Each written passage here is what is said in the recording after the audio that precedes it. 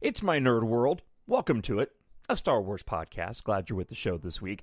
So this is one of those shows that I always wrestle with when it comes to the clickbait articles, the theories and rumors that are floating around out there, and the negativity around Star Wars. And I always wrestle with, do I want to talk about this or do I not? Well, I usually end up talking about it, and we're going to do that again this week. There's some ridiculous theories, including one that there's a JJ Abrams cut, not unlike the Zack Snyder cut of Justice League. This would be for the Rise of Skywalker. Here's a bit of a preview. There's not. Well, there actually is a JJ Abrams cut. It's called The Rise of Skywalker. We'll dive into that. Also, we'll talk about why the fandom media is just as bad as the regular news media. People need to watch the documentaries, and they need to watch them more often. I'll explain why. Rian Johnson, what next Star Wars thing might he do? We may have gotten a clue. Hey, that rhymed. Also, listener feedback this week. So, thank you so much for checking out the show. Let's not waste any more time and get right to it.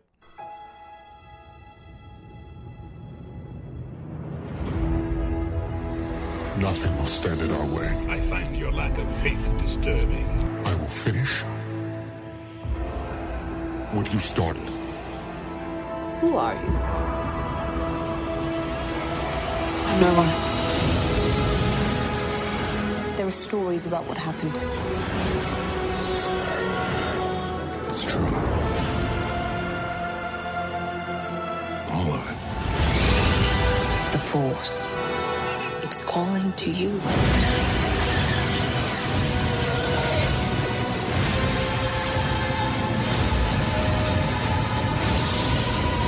My Nerd World. Just let it in.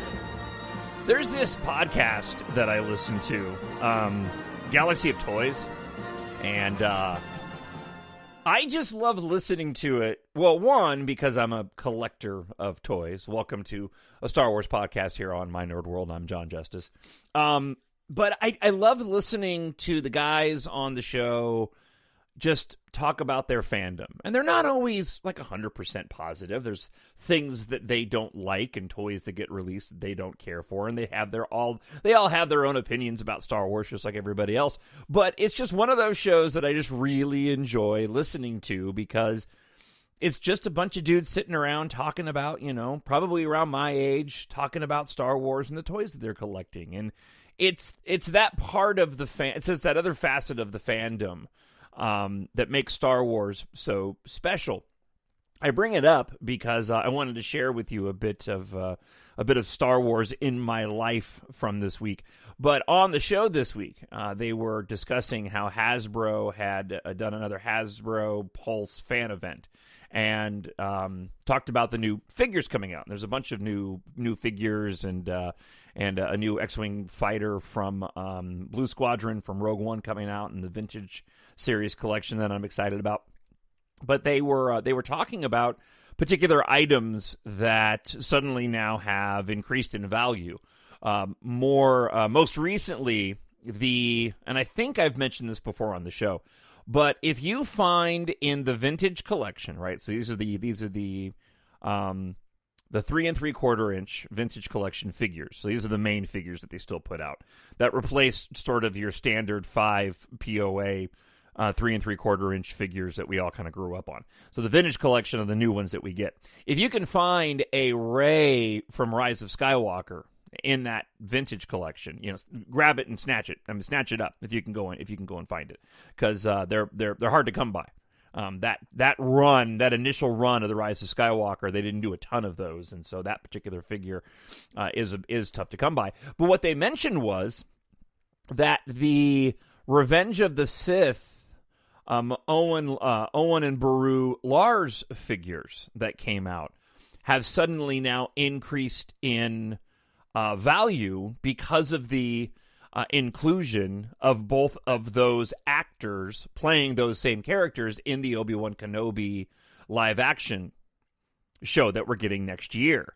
So all that being said, this weekend we went out we drove about 40 minutes away the Drew, who I do the show with here on Twin Cities News Talk in Minnesota. Never a dull moment in my state, by the way. He had visited this place like over a year ago. Because of COVID, I hadn't had a chance to go. It was called Toys and Tools, and it's just this one, relatively small shop. This guy runs it, and one side of the store is all tools, and the other side of the store is all toys. And I spoke to him over the weekend. He goes and seeks out lots of Star Wars toys and sells them.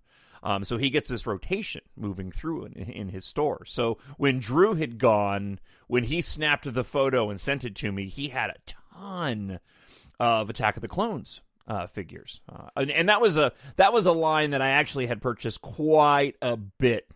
That was really sort of when my fandom and my toy collecting really started to grow quite a lot. Again, post the Phantom Menace, it made sense. I started collecting like a lot of people did. More so than I had before. They didn't have nearly as many Attack of the Clones. Actually, they didn't have any anymore. They had a lot of the Power of the Force. They had a lot of the Phantom Menace.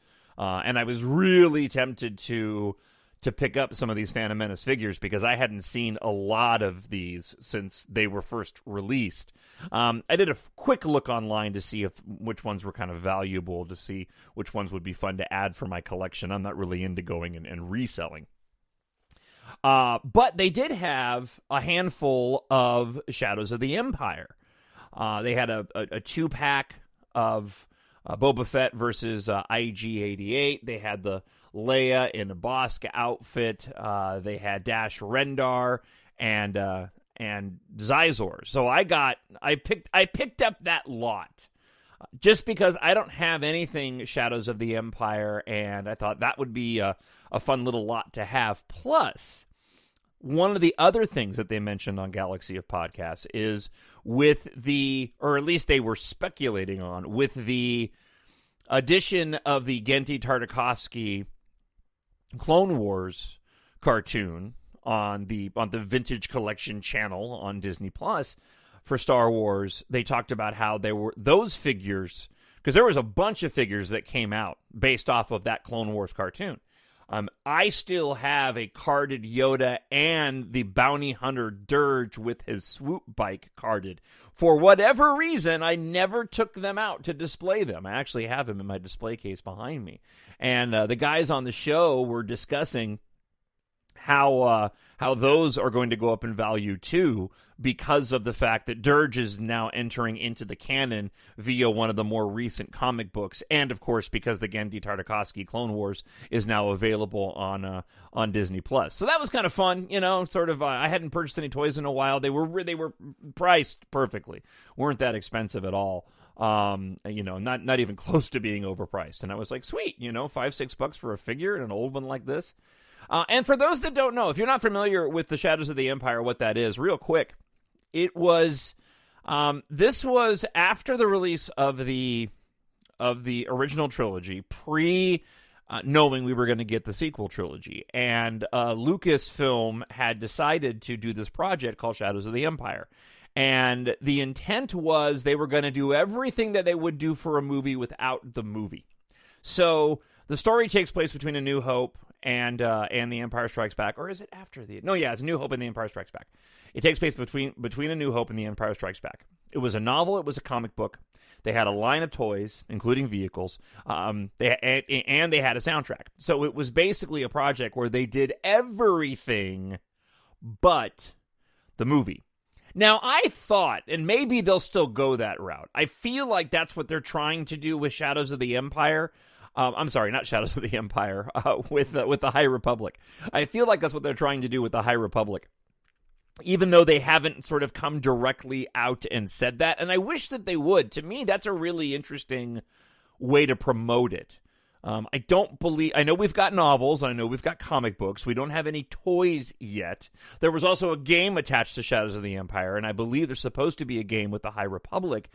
And perhaps it's a matter of maybe they will be doing something with the movie down the line with the High Republic, but I just like that idea, and probably would be drawn more to go and consume some of that High Republic content if they were to sort of frame it that way.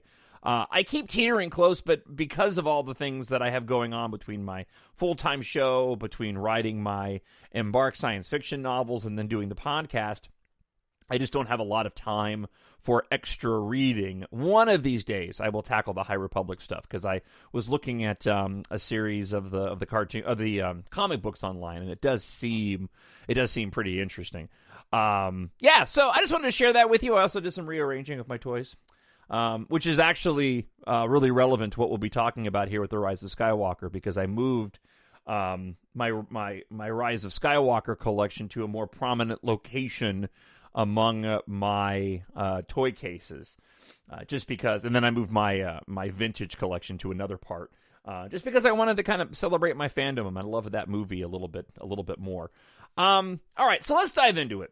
The first topic is this whole idea of this rumored JJ Abrams cut of the Rise of Skywalker. I'll just be upfront. It doesn't exist. And we actually have known it doesn't exist for a while now because people in charge of the project, or people that were involved in the project, said it didn't exist. But be that as it may, that hasn't stopped different outlets from going and reporting on it. So let's break some of this down.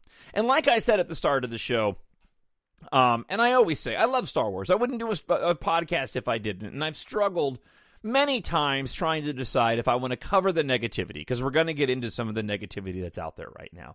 And ultimately, I just land on being, as authentic and as genuine as possible. These are things that I want to talk about, right? And I also do believe it's important to counter some of that negativity, and in doing so, hopefully promote the positive of what makes Star Wars so great.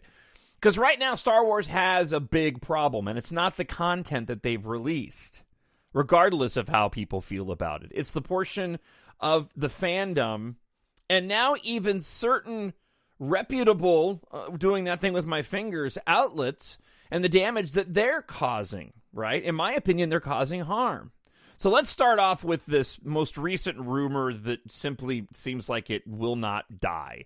So the latest iteration of this comes from the website Inside the Magic. Now, Inside the Magic is a website devoted to Disney stuff.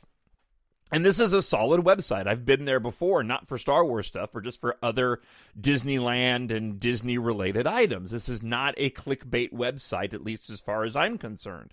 So, however, they took the bait of this garbage rumor of this alleged Abrams cut of the Rise of Skywalker. So the headline is, Star Wars fans are losing it over rumored Abrams cut. Okay, so the article goes like this. When Star Trek Cloverfield Mission Impossible's JJ Abrams took over Star Wars Episode 9 from Colin Trevorrow, expectations for the final film in the Skywalker saga were high. Abrams has cut his chops in the action and sci-fi genres, so many Star Wars fans thought he could bring to closure the story of George Lucas in a way that would satisfy them, and what he started over 40 years ago with Star Wars A New Hope. By the way, that whole endeavor, if we're going to have any kind of, in my opinion, any kind of discussion around the Rise of Skywalker, let's look at it, and I've tried to look at it from the angle of what a colossally difficult endeavor that is, and you have to be able to accept, if you are involved in the Rise of Skywalker, that you are not going to be able to make not all fans happy. You're closing out 9 movies spanning over 40 years. We're closing out 8 movies in your 9th movie, spanning over 40 years. Following that, following that up, and you're following up what was a really great film in Solo that didn't do well as a box office, and arguably, or maybe not so arguably, the most controversial Star Wars film ever made in The Last Jedi, right? So maybe we should cut JJ Abrams some slack, because that's not an easy task, and I dare any of the individuals, including this writer that I'll talk about from Collider in a bit, I doubt that any of them could have written anything better. All right. So, getting back to Inside the Magic, the final cut of Star Wars Episode 9, The Rise of Skywalker, left many a Star Wars fan community divided, though perhaps not quite as divided as Rian Johnson's Star Wars The Last Jedi. That remains to be seen, man. I don't know. The thing that I have, like, the hardest time dealing with, that's not even going to say it that way. What I scratch my head over, we'll say it that way. What I scratch my head over is, and it's a bummer, man. It's a bummer, because I was there.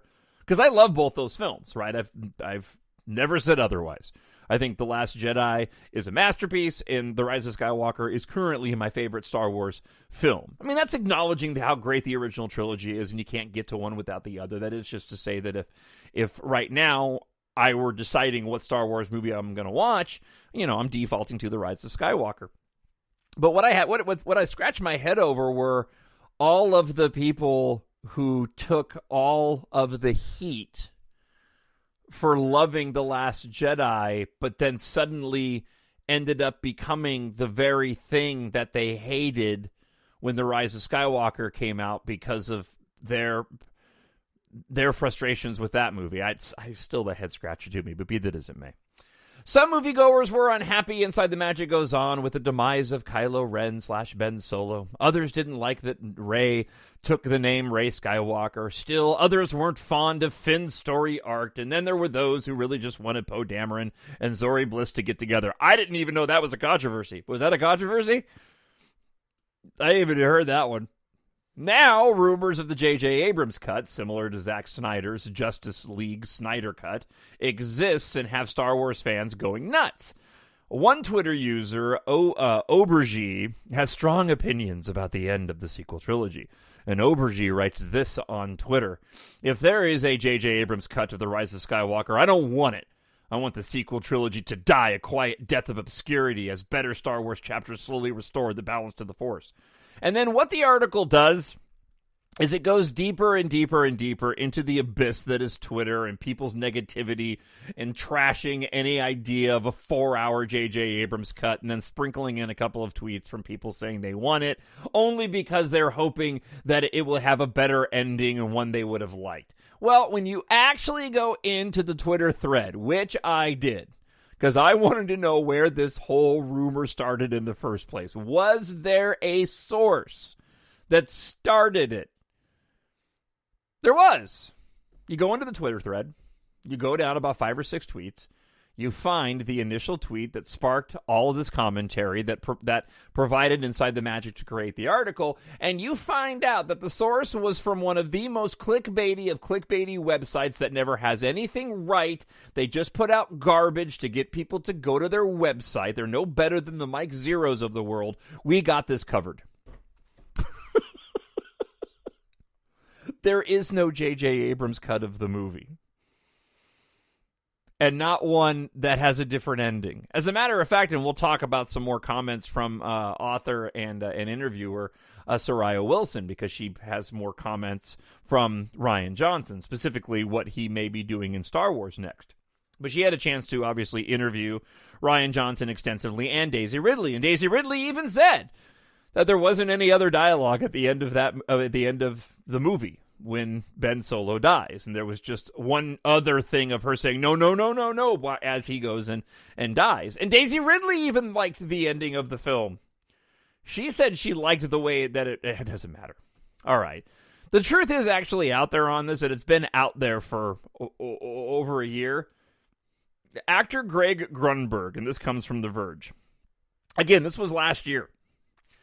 Right? Longtime friend of director J.J. Abrams says in an interview with a Hollywood Reporter that as far as he knows, there is no alternate edit of The Rise of Skywalker. Fans who were dissatisfied with the 2019 film latched onto a theory that J.J. Abrams was pressured by Disney to make The Rise of Skywalker more fan-friendly, and that somewhere out there was a director's cut with Abrams' real version of the movie, hence the hashtag release the JJ cut was born. Look, and I had this comment for a little bit later in my commentary, but I don't understand. I do understand, but I guess I can't relate to it. If you don't like something, that's cool, man. You don't have to like everything. You don't. Right? There are people out there that really enjoy the the Ewok movies, right? Even from a nostalgia angle. And I just can't. I can't watch them. So I don't watch them. I'm not going to sit back and trash them for I just don't go and watch them. But this desire to have your opinion of something be backed up by some sort of evidence or some sort of alternate rationale as to why this happened, right? Maybe it's because you like the director and you think that he was forced to do something. I just don't get it. However, Grunberg said this. He said, I'm being completely honest here, but not once did he, JJ Abrams, these guys are best friends, did he ever tell me there was any pressure on him to cut things out. Personally, I don't think there's any truth to that, and I would be surprised if there's a JJ cut. Every movie goes through a series of cuts. It's just the nature of it. I don't buy it at all. Grunberg also noted that, added that contrary to another rumor, he did not think that Abrams intended The Rise of Skywalker to be a rebuttal to Rian Johnson's The Last Jedi, which was the second in the 3-film Skywalker series and the only one that Abrams didn't direct. I never heard one disparaging thing from JJ about Rian. JJ loves that guy. He loves how creative and how brilliant he is.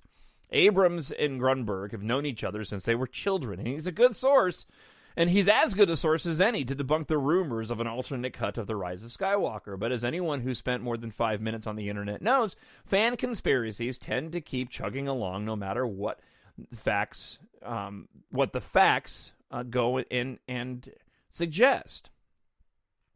Look, this can't be said enough, right? If you don't like something, it's okay. And like I said, there doesn't need to be an alternate version or some wacky reason why. It can just be you didn't like it. But this isn't a world where, anymore, where you shared your displeasure with friends and family and then thusly got on with life. No, this is a world where we have a powerful computer in our hands at all times. And that powerful computer tells you over and over again, especially if you have notifications turned on, especially if you're following certain people, it tells you why you need to hate this thing that some other random person that you've never met and isn't using their real name on Twitter hates, thus making you actually question yourself if you happen to go and like it. Case in point, friend of the show Brian Martin emailed me this. So before I saw the link to the article, the email just said, I really don't see what the point is comparing the two. Brian Martin. I'm like, oh, this ought to be good. And sure enough, it was good as in bad. Gregory Lawrence over at Collider. Now again, Collider is an entertainment media outlet that I had considered to be reputable. Now, that may have changed. I know they've undergone a ton of revamping. I've quit listening to their podcasts because of some of the individuals' opinions that I just simply didn't like because there was too much negativity. So maybe it's not as good as it used to be. But Gregory Lawrence has an article. The headline is this, and it made me laugh. Why Spaceballs is a better Star Wars sequel than The Rise of Skywalker. All right, so I'm not going to read this entire monstrosity. I just want to go through a couple of points and share with you some counter arguments, okay? From one line of Star Wars, The Rise of Skywalker, I kind of knew I was in trouble, Gregory Lawrence writes. The Force Awakens did a perfect job throwing us into the joyful kineticism of familiar Star Wars vibes with a bright and bold new cast of characters. And what's really funny about that line is he spends a bunch of time complaining about how he feels The Rise of Skywalker. As a matter of fact, I'll even jump to it. This is a line that he has. So that's the first paragraph. You get about 6 paragraphs into the article, and he says, The Rise of Skywalker is obsessed with connecting the dots between its present existence as a new movie and all of the past S-word we supposedly love about Star Wars. Did he not read his own article? He wrote at the very beginning, The Force Awakens did a perfect job of throwing us into the joyful kineticism of familiar Star Wars vibes with bright and bold new cast of characters. And in that other line, he actually goes through later on, and he talks about how the greatest of his new characters, especially Rose Tico, right, get sidelined in order to focus on familiarity without even bothering to mention any of the new characters, especially Jannah, that are introduced in the film. Okay, let me get through this without... The Last Jedi, he says, did a perfect job of taking these new characters through bright and bold new arcs and ideas. I totally agree. Yeah, but since the bright and bold new arcs and ideas that the Rise of Skywalker had, right, he didn't like, those ones suck. But that's what this is about, right? I am in no way, shape, or form saying that Gregory Lawrence does not have, is not entitled to his opinion. Of course he's entitled to his opinion. But this goes back to that thing that I hammer on the show all the time. It's all about subjectivity. And what's happening here is Gregory Lawrence is exposing how his hypocrisy in saying, I love The Last Jedi for all of these things, and then I hate The Rise of Skywalker for all of its things that are just like the things that were in The Last Jedi. No. You just didn't like that movie, and that's fine. And in just one line of exposition-heavy crawl, The Rise of Skywalker staked its desires to throw away all of what was previously built in order to dovetail previous legacies and mythologies in a rushed bit of fan service and an unnecessary course correction. You could make all those comments about the prequels, by the way.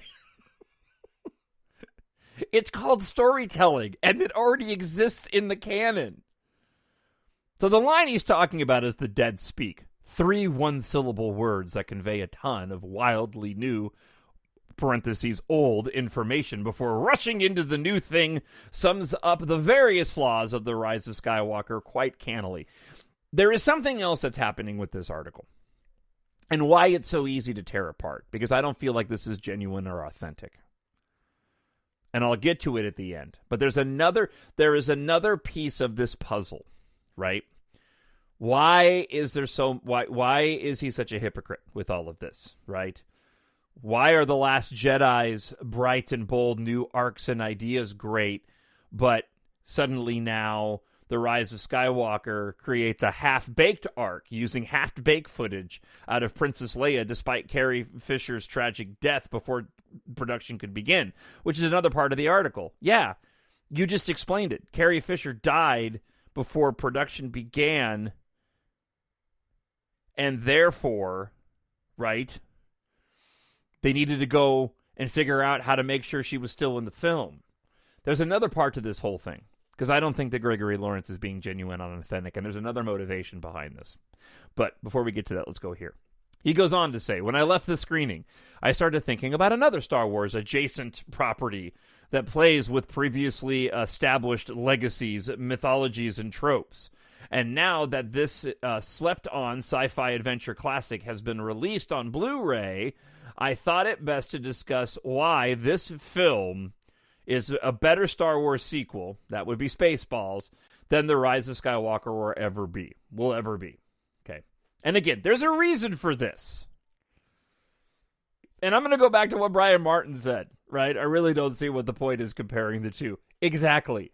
How many different movies, by the way, could we do this with, right? You've got, Battle Beyond the Stars.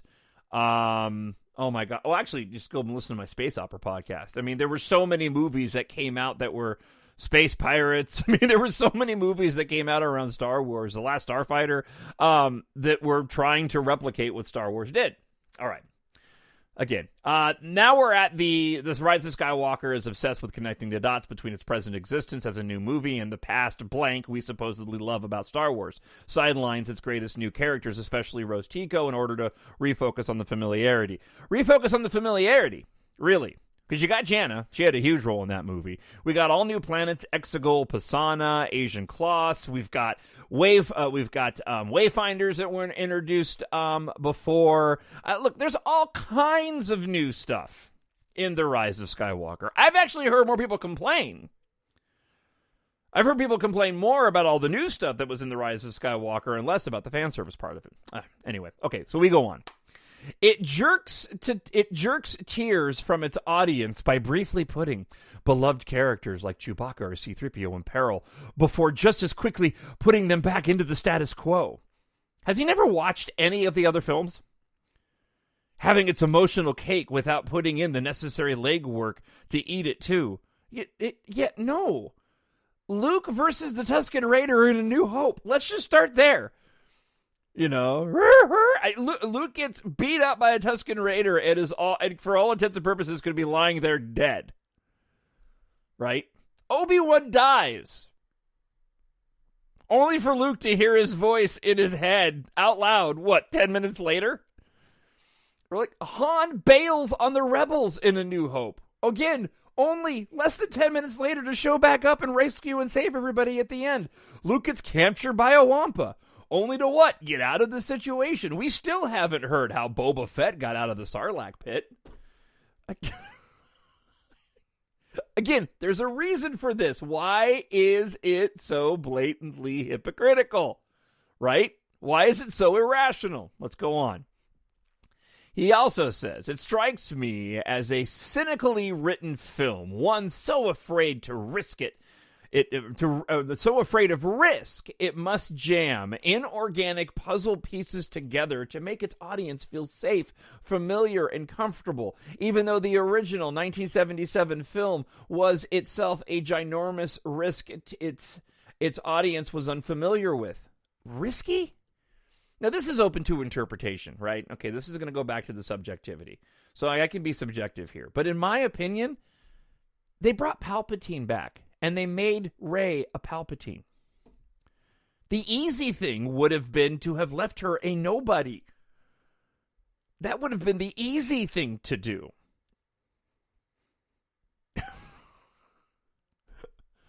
Ah, yes, the subjectivity of art. However, look, the writer is putting the subjectivity in the backseat in favor of trite absolutes rather than recognizing that it's all about points of view. And in my opinion, being a hypocrite in the process. It's cool if you didn't like it. And you don't need to even cite your examples. You can just say, I didn't like the story. I would have preferred Palpatine didn't come back. He wraps up with this. From start to finish and everything in between, Spaceballs is a triumph of filmmaking and storytelling over the Rise of Skywalker. I would much rather purchase a Spaceballs flamethrower than a Skywalker lightsaber. And I am much more interested in the fates of Lone Star and Vespa than Rey and Kylo Ren. The dead may speak for JJ Abrams, but for Mel Brooks, there is still new life to be found in the galaxy. Okay, dude. So, why? Right? Opinion? Sure. Trying to justify why you don't like something? Probably. Well, what else? Well, I'll tell you what else. It's attention. And this goes back to the point that I made at the start of the show. And that is, we have a problem in the fandom. Not a problem with the content being made. We have a problem in the coverage of this entertainment that we love. We have just as big a problem, in my opinion, with fandom and pop culture news as we do regular mainstream news. Because it's all about the attention. Because interestingly enough, at the very end of that article that I was just sharing with you, they have this bold link of the next thing that you can read if you liked this. And this is from December of 2020. What's the headline written by Drew Taylor, another writer over at Collider? 1 year later, Star Wars, The Rise of Skywalker still sucks. That's what that's about. Now, granted, this is sort of capitalism, right? And I get that. And I respect and I love capitalism. I do. I'm a conservative, in case you didn't know. But the reality is there are people that go and read this stuff. I don't believe it's the majority of the fandom, but it's a large enough portion of the fandom that outlets like Collider, Inside the Magic, I think it's a different situation. I think that situation was more of a, let's write an article based off this thing that we saw online. Probably didn't dig deep enough to find out that the core of that story happened to be a bunch of, a bogus website. Okay. But what we have is within our pop culture media, Collider, other outlets, it's no different than what you see online on YouTube and the Fandom Menace, right? And all those websites. The ones that friend of the show, Irene Davis, the podcast, she doesn't listen to anymore besides mine and Star Wars Coffee because they're so negative, right? They're driving views. And it makes it difficult because, again, all those things I mentioned about that computer that we have in our hands, I think it challenges a lot of people's opinions of things that they love, and it makes them question it because I don't believe that as a society we were ever meant to be as connected as we are. I think we were much better and better off in society when we had our close circle of friends and we had to work to maintain those relationships far away by calling individuals or going and visit them. Now, you know, how many friendships are based solely off of a phone? They haven't seen this person in a long time, but if it hadn't been for the phone and texting, they probably would have visited them 5 times in the past couple of years. Right? And it doesn't help in the fandom. And here's the truth, okay? Before we get into some news and listener feedback this week. And this is something that I think gets lost with a lot of this negativity within the fandom. Go and watch the documentaries if you haven't already. And if you have, you know what I'm talking about. I love Star Wars. I love all documentaries, all movie making, creation documentaries. I love watching the creative process. It was one of the motivating and driving factors in why I decided to write my first EMBARK story back in 2015. I wanted to know what it was like to go and create a world of my own, and loved it so much that I've got, planned 7 books and 5 already released. But you watch Empire of Dreams, you watch the Force Awakens documentary, you watch The Director and the Jedi, you watch the Skywalker Legacy, the 2-hour plus one for the Rise of Skywalker, and guess what? The people that are creating all of these things, they're having fun. They're wanting to create these things for your enjoyment. And that gets lost. People think that there's agendas out there. There's no agendas out there.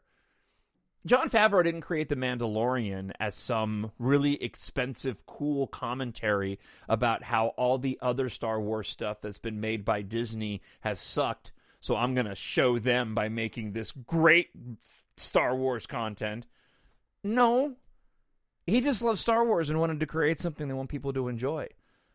JJ Abrams didn't decide to do The Rise of Skywalker after Colin Trevorrow was no longer attached to the project. He didn't decide to do Episode 9 because he thought, yeah, this is my cool. I can get in there and I can undo everything that Rian Johnson did because the fans were right. So I'm going to go make The Rise of Skywalker to show him.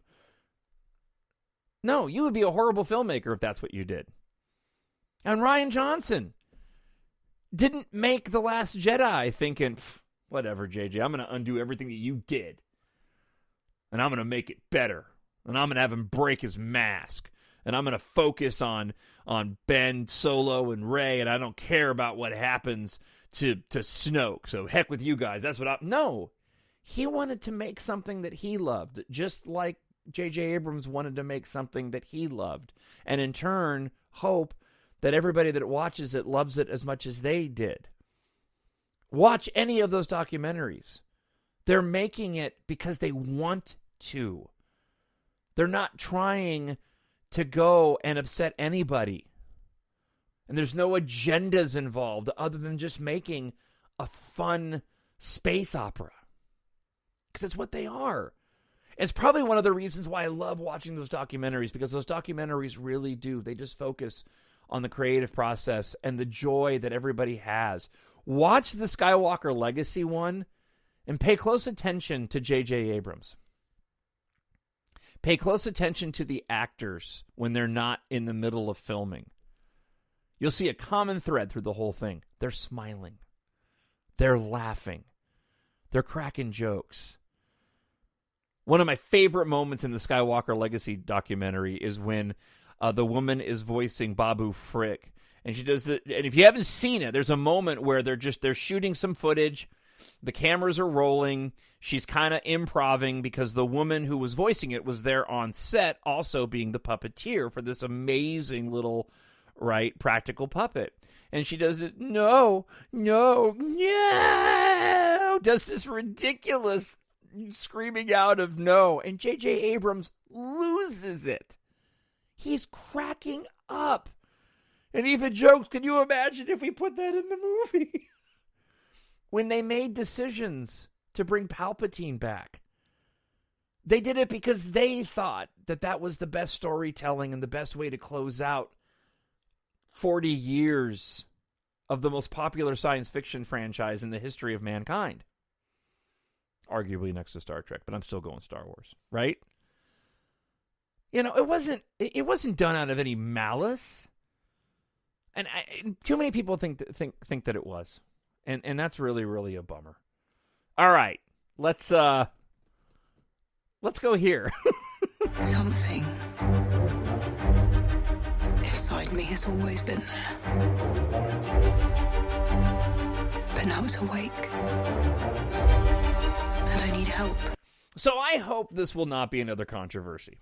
But Soraya Wilson says that Rian Johnson is dying to direct an episode of The Mandalorian, but it's all about scheduling and finding the time to do it.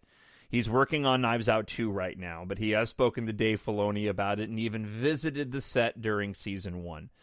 I would like to believe that people would be more accepting of Rian Johnson in making a Mandalorian and directing a Mandalorian episode.